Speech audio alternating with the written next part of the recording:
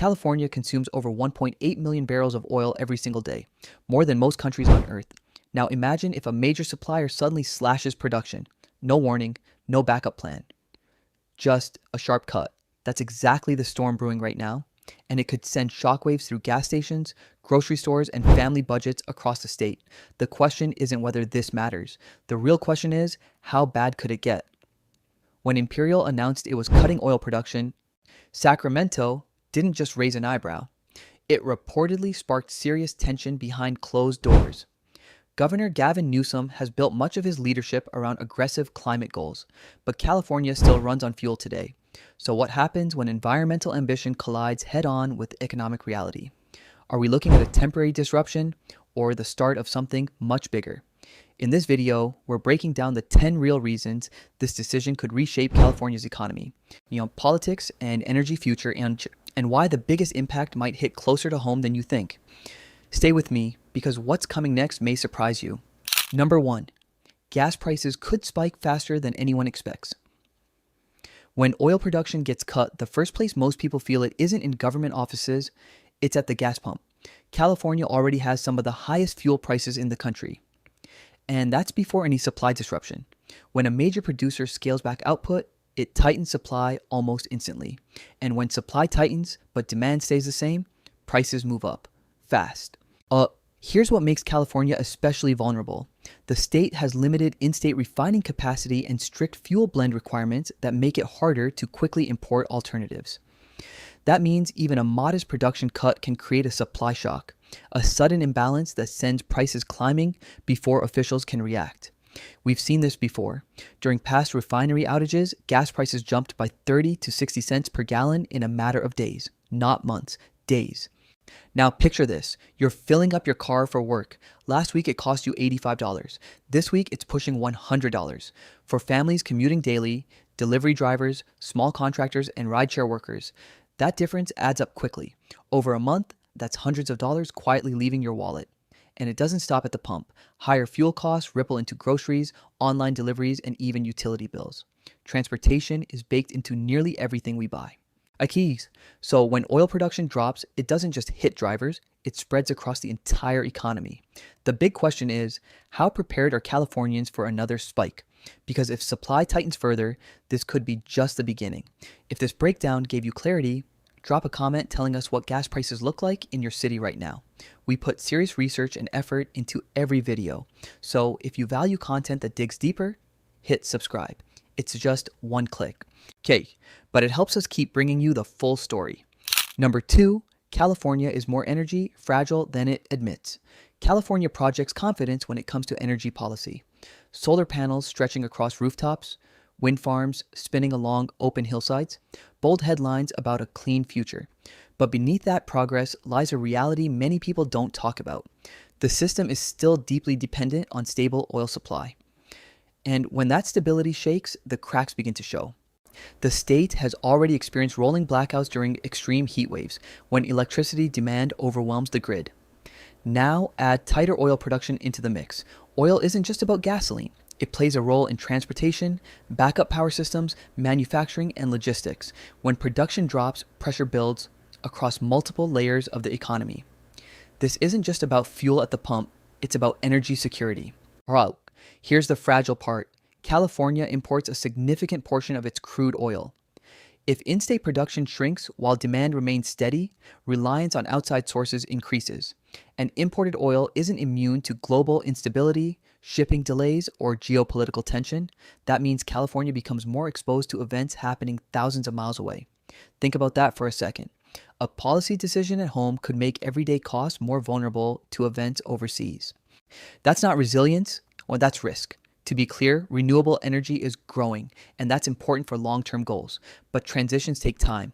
Infrastructure upgrades, storage capacity, grid modernization, these don't happen overnight. Cutting supply before replacement systems are fully ready creates a dangerous gap. The uncomfortable question is this: is California moving faster than its infrastructure can handle? Because if production cuts continue without adequate backup, this fragility could turn into something much bigger than temporary inconvenience. If you've ever experienced a blackout or sudden price surge, tell us your story in the comments. We actually read them. These videos take hours of research and production, so if you appreciate real analysis without the noise, tap subscribe. It's one click for you, but it fuels everything we do. Number 3, California may rely more on foreign oil, not less. Here's the twist almost nobody is talking about. When local oil production drops, demand doesn't magically disappear. Cars still need fuel, trucks still deliver food, planes still take off. So if California produces less oil within its own borders, where does it turn? The answer is simple: imports. Right now, California already brings in a large share of its crude oil from foreign countries. If companies like Imperial scale back production even further, that dependence could grow quickly. And here's where things get complicated. Imported oil often travels thousands of miles by tanker. That means higher transportation costs, longer supply chains, and increased exposure to global instability. One shipping delay, one geopolitical conflict, or one trade dispute, and supply can tighten overnight. There's also an environmental contradiction here. Shipping oil across oceans creates emissions. Tanker transport, refining adjustments, and added logistics all carry a carbon footprint. So while cutting in-state production may sound environmentally responsible, replacing it with foreign oil doesn't automatically mean cleaner energy. In some cases, it may simply shift emissions somewhere else. And let's talk economics. When supply chains stretch farther, prices become more volatile. Californians could face sharper price swings depending on events happening in countries most residents will never visit. That means less control and more uncertainty. Ask yourself this: is it better to produce energy under strict local environmental regulations or depend more heavily on foreign suppliers with different standards? This isn't a simple black and white issue. It's a policy gamble with real-world consequences. And if imports rise significantly, California's energy independence could quietly move in the opposite direction of what many expect. Quick question: would you rather California produce its own oil under strict rules or rely more on foreign imports? Drop your answer below. We spend serious time researching and breaking this down for you. So if you value content that goes deeper, hit subscribe. It's one simple click, but it keeps this channel alive. Number 4, job losses could spread far beyond the oil fields. When people hear oil production cuts, they often picture drilling rigs and refinery towers, but the real impact reaches far beyond those sites. Energy production supports an entire ecosystem of workers, from engineers and mechanics to truck drivers, safety inspectors, restaurant owners, and small suppliers. When production slows, that entire chain feels it. Economists call this the multiplier effect. For every direct energy job, multiple indirect jobs depend on it. A refinery technician doesn't just earn a paycheck, they spend it locally. They buy groceries, pay rent, eat at nearby restaurants, and support community businesses. When layoffs begin, local spending drops. And when spending drops, small businesses feel the squeeze almost immediately. Picture a small town built around energy infrastructure. The morning coffee shop depends on shift workers. The auto repair shop services company trucks. Like the hardware store stocks industrial supplies. If production cuts continue long enough, layoffs can ripple outward like falling dominoes. And those dominoes don't just affect corporate executives, they hit working families first. There's also a skills factor. Many oil industry jobs are highly specialized and well-paying. If companies scale back permanently, workers may be forced to relocate or retrain. That transition isn't always quick or easy. It can take months, even years, to fully replace lost income. And here's the bigger concern. Once companies and skilled workers leave, they don't always come back. That can permanently reshape regional economies. The uncomfortable question is this: is California prepared to absorb those job shocks while transitioning its energy model? Because economic shifts sound manageable on paper, but on the ground, they affect real people with real bills. If you or someone you know works in energy, share your perspective below. Your voice matters here. We invest serious time and research into every video. So if you appreciate honest breakdowns like this, tap subscribe. It's just one click, but it keeps this channel growing. Number 5, political pressure on Gavin Newsom. Is about to intensify energy policy isn't just about supply and demand, it's about leadership.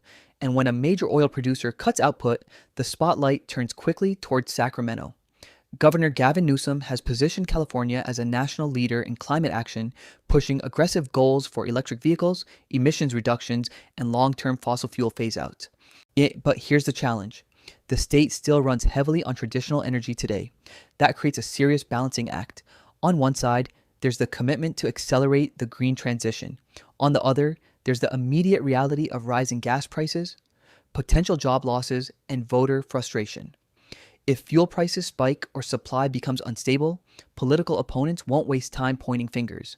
The narrative could quickly shift from environmental leadership to economic mismanagement. History shows that energy costs influence public opinion fast. When families feel financial pressure at the pump, frustration builds, and that frustration often lands squarely on elected officials. Even if global markets play a role, local leaders tend to absorb the blame. There's also internal pressure. Lawmakers, labor groups, environmental activists, and business leaders all want different outcomes. Trying to satisfy every side while avoiding economic fallout is no easy task. This situation could test how far California can push climate policy without triggering economic backlash. The real question becomes, can leadership maintain momentum toward renewable goals while managing short-term instability?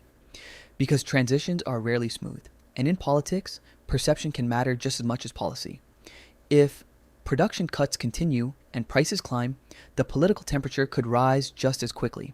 And when energy becomes political, every decision carries weight far beyond the fuel market. Let's hear from you. Do you think this is smart long-term strategy or risky timing? Drop your take in the comments. We pour serious time into researching and crafting these videos. So if you value deeper analysis, hit subscribe. It's one click for you, but it means everything for this channel. Number 6. Small businesses will feel the pain. First, when fuel prices rise or supply tightens, large corporations have buffers. They hedge contracts, they adjust logistics, they pass costs along gradually.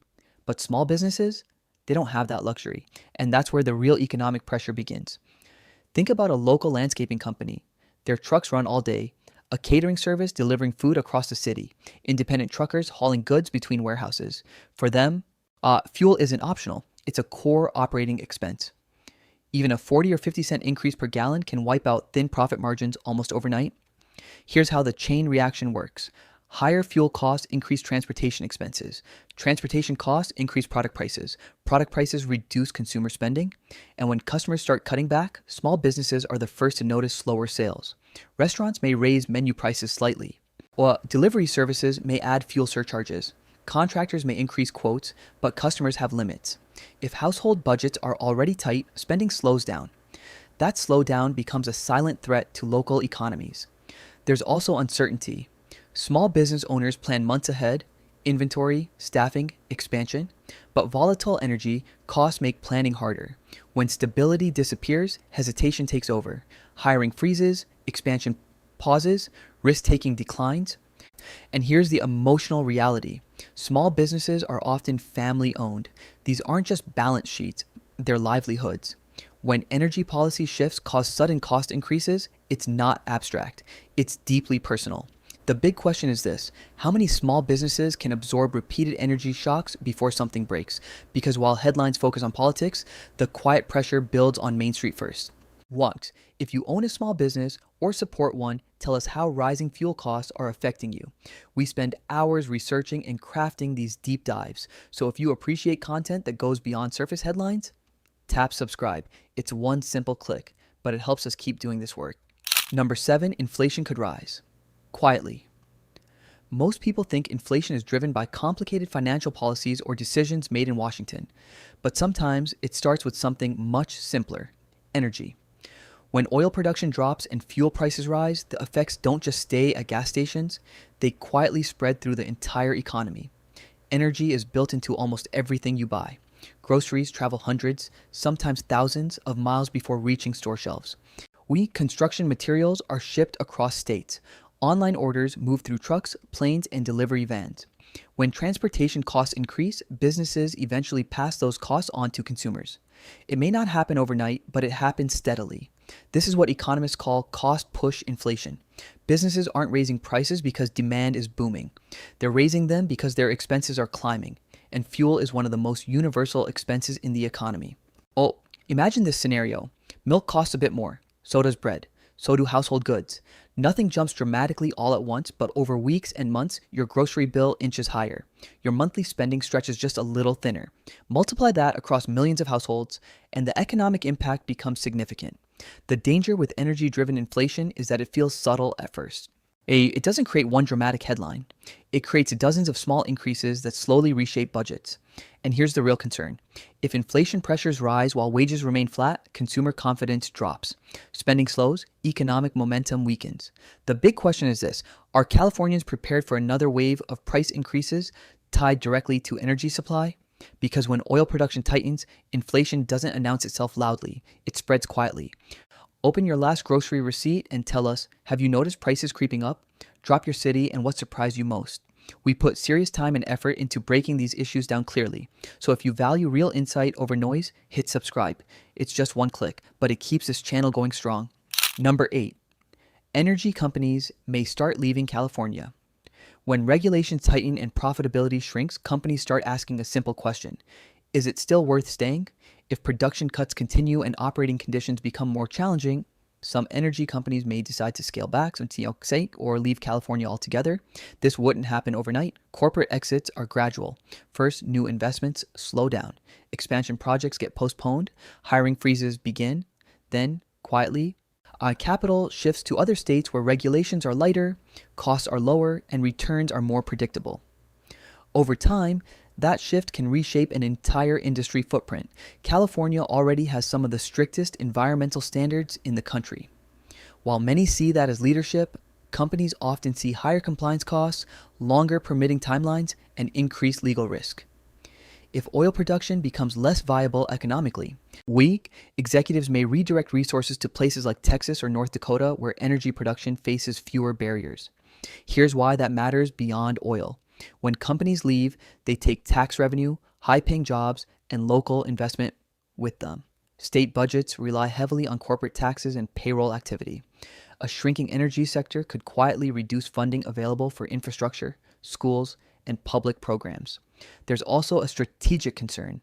If fewer companies operate locally, competition decreases. And when competition drops, pricing power can concentrate in fewer hands. That can make markets less flexible during supply disruptions. The uncomfortable reality is this: capital flows towards stability and predictability. If companies feel uncertain about California's long-term energy direction, they may simply move to where the rules are clearer. And once large employers relocate, rebuilding that industry presence is extremely difficult. If you think companies will stay or leave, tell us why in the comments. We spend hours researching and producing these deep dives for you. So if you appreciate balanced analysis without hype, hit subscribe. It's one quick click, but it makes a real difference for this channel. Number 9. This could accelerate California's push toward renewable energy. Sometimes, pressure doesn't slow change down, it speeds it up. And ironically, cutting oil production could act as a catalyst for something much bigger: a faster transition toward renewable energy. When traditional supply tightens and prices rise, the incentive to invest in alternatives becomes stronger almost overnight. High fuel prices tend to change behavior. More people begin considering electric vehicles. Businesses look into fleet electrification. Homeowners explore solar installations to reduce long-term costs. When energy becomes expensive or unstable, innovation suddenly feels urgent instead of optional. California has already positioned itself as a leader in clean energy technology. Massive investments in solar farms, wind power, and battery storage are underway, but large-scale transitions require momentum.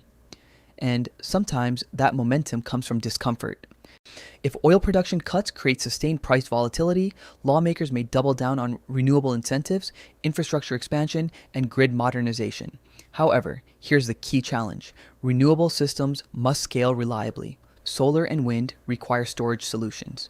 The grid must handle fluctuating supply. Charging infrastructure must meet growing demand.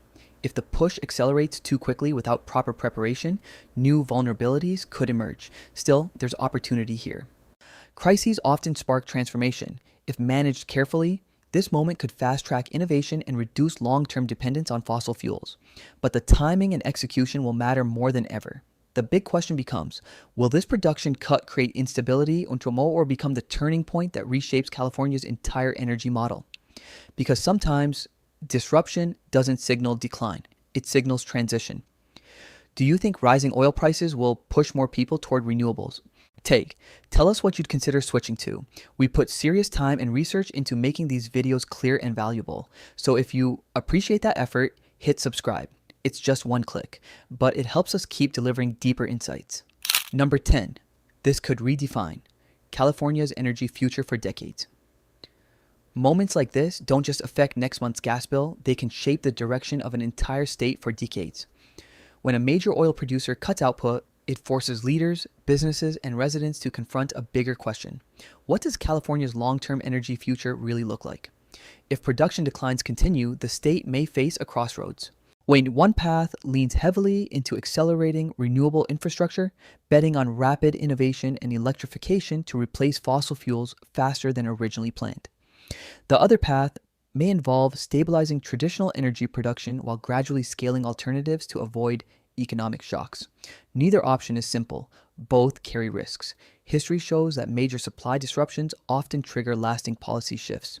The energy crises of the past didn't just raise prices temporarily, they reshaped national strategies, investment priorities, and political debates for years.